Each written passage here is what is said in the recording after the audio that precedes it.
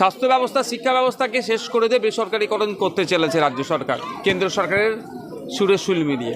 আমরা তীব্র নিন্দা ধিক্কার জানাই। আমরণ কেন তারা এসেছে আমার জন্য? নিশ্চিতভাবে ভরসা করে, বিশ্বাস করে, ভালোবাসি। আর এদের ভরসা, বিশ্বাস, ভালোবাসাই তো আমি এদের ভোট নিয়ে এদের সাথে বেইমানি করিনি।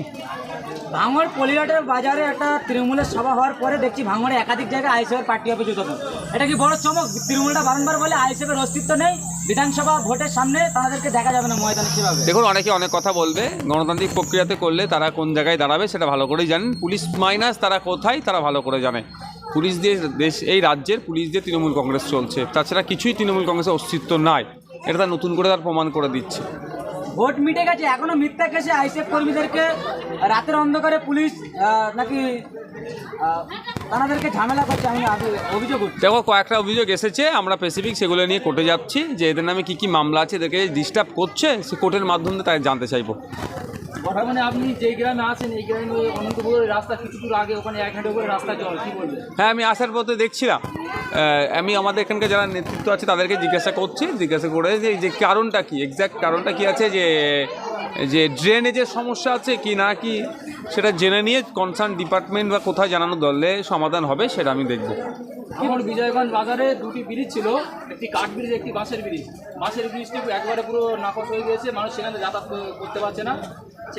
দেখুন, আমি বারবার বলছি, আমি ভাঙড়ের মানুষের জন্য বারবার বিধানসভায় বলি, এই যে আপনি ব্রিজের কথা বলছেন, যে কটা কাঠের ব্রিজ আছে সেগুলো কংক্রিটের ব্রিজ নির্মাণের জন্য শেষ জল দপ্তরের মন্ত্রীকে বারবার আমি বলেছি, মেনশন করেছি, কোশ্চেন করেছি, বারবারই তার সামনে গিয়ে বলেছি যে স্যার এটা দেখুন, হয়ে যাবে। ব্যাপারটা হচ্ছে এই সরকার যেগুলো হওয়ার দরকার সেগুলো করছে না। পুরোহিত ভাতা দিতে প্রস্তুত আছে, এই করতে প্রস্তুত আছে, ওই করতে প্রস্তুত আছে। যদি অকাপ্য পার্টি থেকে ইমাম ভাতা দিচ্ছেন, যেগুলো দরকার, আর যেগুলো যতটুকু দিচ্ছে এগুলো কিছু কাজেও আসবে না। পার্টিকুলার যেগুলো দরকার সেগুলো সরকার করছে না।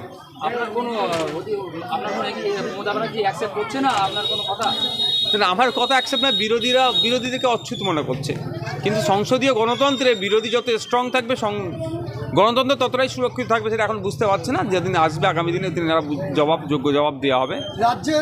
রাজ্যের যে স্বাস্থ্য ব্যবস্থা খুবই খারাপ এমনটাই বলছেন কিন্তু নতুন সংসদ তৃণমূল কংগ্রেসের সেই হুগলি থেকে রচনা বন্দ্যোপাধ্যায়, তিনি বলছেন যে স্বাস্থ্যের হাল খুবই খারাপ, কিন্তু মুখ্যমন্ত্রী বলছেন স্বাস্থ্যের হাল খুবই ভালো। এই বিষয়ে কী বলবেন? দেখুন, ব্যাপারটা হচ্ছে নীল সাদা রং করে দিয়ে স্বাস্থ্য ব্যবস্থার হাল ফেরানো যায় না। হুগলি জেলায় প্রায় 50 লক্ষ শুধু ভোটার আছে। আমি জনগণের কথা বলছি না। 50 লক্ষ টাকার ওষুধ 1 বছরের জন্য বরাদ্দ হয় না। মানে বুঝতে পেরেছেন কী পরিস্থিতি? স্বাস্থ্য ব্যবস্থা, শিক্ষা ব্যবস্থাকে শেষ করে দিয়ে বেসরকারিকরণ করতে চলেছে রাজ্য সরকার, কেন্দ্র সরকারের সুরে শুল মিলিয়ে। আমরা তীব্র নিন্দা ধিক্কার জানাই। আমরা চাই স্বাস্থ্য, শিক্ষা, অন্ন, বস্ত্র, এই যেগুলো আছে মৌলিক অধিকার, সেগুলো সরকার দায়িত্ব নিক। তৃণমূল নেতার ভাই কাইজার আহমেদের ভাই তৃণমূল নেতা তানার বাড়িতে সিবিআই আসলো, ইডি আসলো, কি বলবেন ইডি বিষয়? দেখুন, হ্যাঁ, আমি খুব উৎসাহিত নয় ইডি আসছে বলে, নিরুৎসাহিত নয়। কারণ ইতিপূর্বে দেখেছি ইডি সিবিআই অনেকজনকে ডেকেছে, অনেক জায়গায় রেট হয়েছে, ফল শূন্য হয়েছে। আপনার বিধানসভাতে ইডি ঢুকলো, কি বলবেন? হ্যাঁ, যারা অন্যায় করবে ছাড় পাবে না। পেপারপত্র নিশ্চিতভাবে নিয়ে গেছে, স্টেপ বাই স্টেপ এগুলো হবে। কেউ দুর্নীতি করবে, অন্যায় করবে, বাচ্চাদের রেশন, মিড ডে মিল চুরি করবে, গরিবের রেশন চুরি করবে, সে কি ছাড় পেয়ে যাবে নাকি? অত সহজ নয়। আপনি বারংবার বলেন যে খাতা পেনের রাজনীতি হবে ভাঙড় বিধানসভাতে, সেই বিধানসভাতে একেবারে চাল মিলে ইডি ঢুকছে, এই বিষয়ে কি মতামত? যে কোনো জায়গায় ইডি সিবিআই ঢুকতে পারে, 1 নম্বর কথা। দ্বিতীয় কথা হচ্ছে যে যদি কেউ অন্যায় করে ভাঙড় বলে কি ছাড় পেয়ে যাবে নাকি? ভাঙড়ে কি সিবিআই ইডি ঢুকতে পারে না? এনআইএ ঢুকতে পারে না? ঢুকবে। যারা অন্যায় করবে তারা শাস্তি পাবে, যারা অন্যায় করবে না তারা মাথা উঠে চলবে। হঠাৎ করে ভাঙড়ে এই পার্টি অফিস উদ্বোধন করার কি? হঠাৎ করে নয়, আমাদের পার্টি অফিস প্রায় উদ্বোধন হচ্ছে বিভিন্ন জায়গাতে, আপনারা হয়তো অনেকে দেখাচ্ছেন না।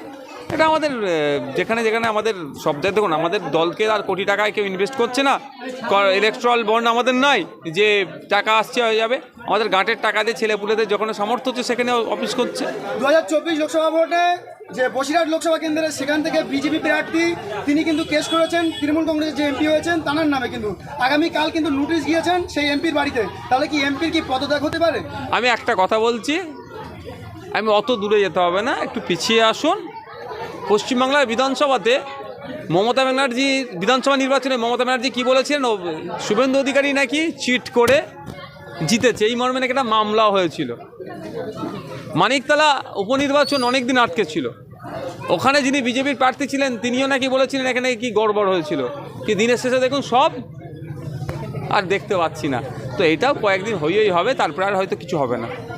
তারপরেও আমরা বিচার ব্যবস্থাকে জিন্দাবাদ বলবো। কেউ যদি অন্যায় করে তার বিচারের মাধ্যমে অন্যায়টাকে তার ভুলণ্ডিত করা হোক। তৃণমূল কংগ্রেসের কেষ্টবাবু বলে সে নামটা জানেন, আপনারা জানেন যে জেল খেটেছেন দীর্ঘ 2 বছর তিয়ার জেলে, কিন্তু এখন সুপ্রিম কোর্টে জামিন পেয়েছেন একটা কেসে। এই বিষয়ে কী বলবেন? কিন্তু মুখ্যমন্ত্রী বলছেন রাজ্যে যখন আসবে তাকে সম্বর্ধনা জানিয়ে এবং এই রাজ্যে প্রবেশ করা। হ্যাঁ, ওই তো বাঘ তো তাদের চোখে এগুলো বীররা, তাদের বীর কি হবে না, যারা যার নামে গরু পাচারের মামলা আছে, বিভিন্ন মামলা আছে, বালিচুরি গরু পাচারের মামলা আছে, তারা এদের নজরে তারা হচ্ছে বীর। সম্ভবত সিবিআইয়ের একটা কেসে জামিন পেয়েছে, ইডির কেস এখনও বাকি আছে। আমি দেখুন ব্যাপারটা আমি বলছি, অন্যায়ভাবে কেউ জেল খাটুক আমি কোনোদিনই চাই না, কিন্তু যারা দুর্নীতি করেছে তারা একটা অন্য ছাড় পায়। তবে ইডি সিবিআই সাকসেস রেট নিয়ে অনেক প্রশ্ন আছে, তাদের সাকসেস রেট দেখলে সত্যি হাসি পাবে। ভাইজান, আপনি বারবার বলে দাদা দিদির সেটিং, পার্লামেন্টের ভেতরে যেভাবে অভিষেক বন্দ্যোপাধ্যায় বিজেপিকে আক্রমণ করলেন, এটা কি লোক দেখান? সেটিং নয়, আপনি কি করে বলছেন? কোথায় সেই লিপস অ্যান্ড বাউন্সের তথ্য?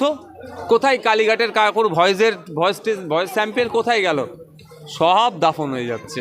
এগুলো সেটিং হলো করতে হয় মানুষকে, আপনাকে আমাকে বোকা বানানোর জন্য।